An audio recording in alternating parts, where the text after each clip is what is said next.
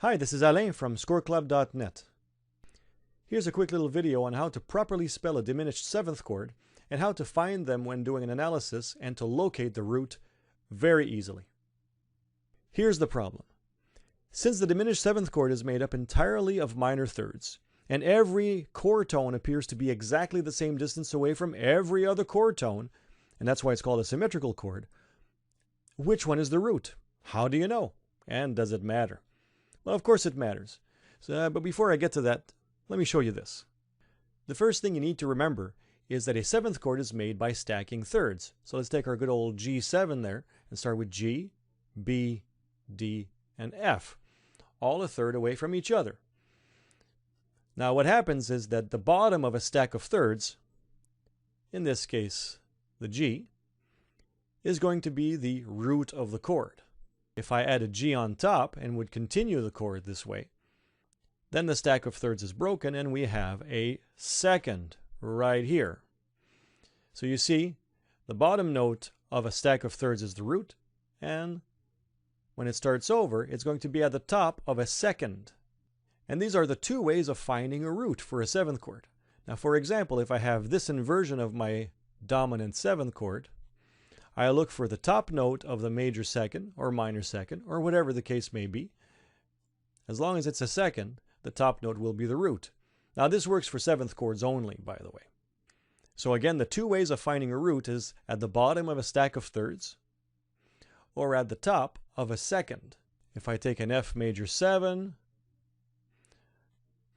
the bottom note of the stack of thirds will be my root. Or if I have the following inversion,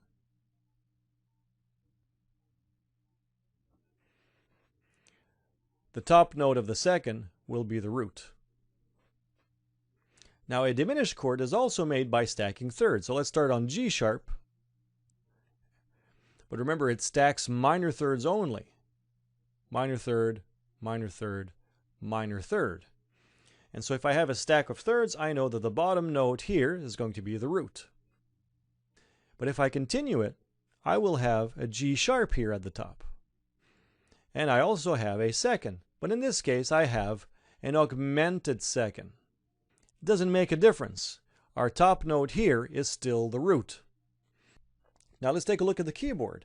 That would be minor third, minor third, minor third, minor third. And if we keep going, we can call them all minor third. But the reality is that this is a G sharp to B, minor third, an actual minor third, B to D, B, C, D, minor third, D to F, D, E, F, and F to G sharp, F, G. Oh, hold on there. It would actually have to be spelled F, G, A flat to be a minor third. But here we actually have a second, F to G. On the piano, this is not so obvious. But on the screen, we can clearly see a second because it's got that proximity. You can see the second. And that's how you spell your diminished seventh chord, so that you have the appropriate root for the chord.